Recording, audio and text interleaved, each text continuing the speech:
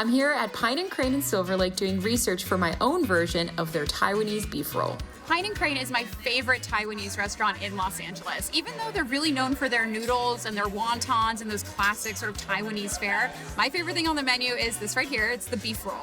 You have a flatbread filled with delicious meat and then fresh herbs and vegetables. So it has amazing crunch. It's really rich. It's so, so good. Before I dig in, I have to dress this. And what I love about Pine & Crane and almost any Chinese restaurant is they always have the caddy. Vinegar, soy sauce, and chili paste. It adds heat, it adds umami, it's really great. I like doing just a little bit of soy sauce and then the chili paste because I like things a little spicy. So I dip. I feel like Taiwanese food has this really wonderful balance of sweet, salty, spicy, fresh, acid, really nailing it in terms of hitting every single part of your palate. I love this, and I actually think it's gonna translate really well to a home kitchen. I'm a little nervous about making the flatbread. I've never done that before, but I think it'll turn out well. And it's gone. The beef roll at Pine & Crane is insanely delicious, so if I can get close to that, this is gonna be a constant on the menu with my family. The first thing I'm gonna do is brown my meat. I am braising this meat. It's gonna be so delicious. So in goes the oil, just to kind of coat the bottom of the pan. And then I have beef shank. And in we go. Oh yeah. I love the flavor of the shank here because the marrow bone adds so much flavor. We're gonna take the brown meat off just for a minute. It's definitely not cooked through. Right now, if you were to try to take a bite of it, it would be tough and rare. So I'm adding my green onions, my ginger, dried chilies. What I'm looking for is for everything to get just kind of glistened and releasing a lot of aroma. So I'm gonna add the other spices, just lightly toasting them to release some of their scents. So in goes my cardamom, star anise, and my cinnamon. Then a little bit of the white pepper. There we go, cloves. And then I have the fennel. Now I'm gonna add everything else back. The meat, perfect. And then red wine to deglaze the pan. Deglazing the pan just means that I'm using the wine to pick up all those little brown bits at the bottom of the pan. It's a great way to add a lot of flavor. So the last few ingredients are gonna be some soy sauce. This is gonna bring that really amazing umami flavor into it. Brown sugar for a little bit of sweetness. And then I just wanna add enough water to start covering the meat a little bit. Perfect. So that's gonna cook for about 2 hours. I'm just gonna let it simmer really, really low, just until the meat is fork tender. The beef has been cooking for 2 hours. Oh yeah, oh my gosh, does not get more tender than that. So with 2 forks, I'm just gonna shred this up. And because it's so tender, this should be really, really easy to do. This looks great, so I'm gonna get going on making the hoisin sauce.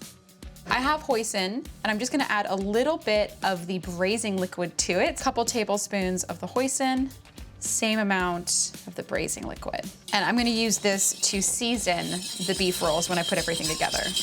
The sauce looks perfect, so I can get rid of the rest of the braising liquid and get going on making the Chinese pancakes. Now here's the intimidating part, and it's so funny because it's basically 3 of the simplest ingredients you can find in a house. First we have the flour. I'm gonna create a little well. I'm gonna add the oil and then the warm water.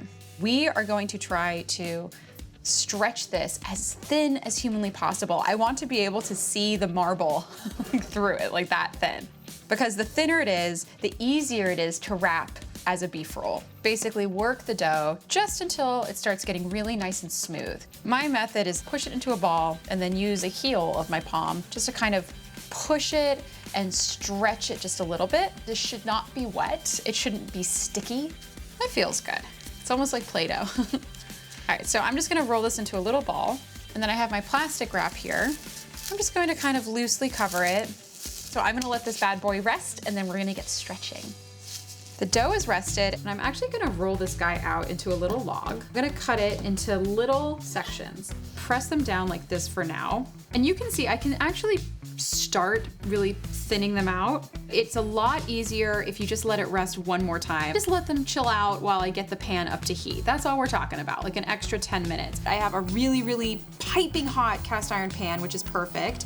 I have my bits of dough, so I'm going to take them and press them. You can do this by hand or with a rolling pin. The goal is for it to be very, very thin, but not so thin that it crisps up too quickly and snaps, but not so thick that it ends up being kind of doughy. I'm putting it over really high heat and cooking it for about a minute per side. Once it gets a little bit bubbly and brown, I'm gonna flip it and then do that to the same side.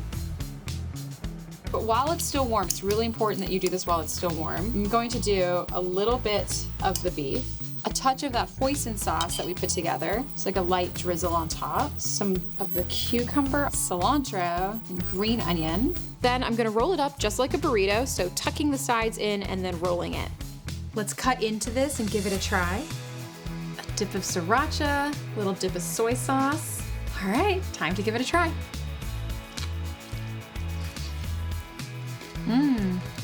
The meat is so aromatic and really, really full of flavor.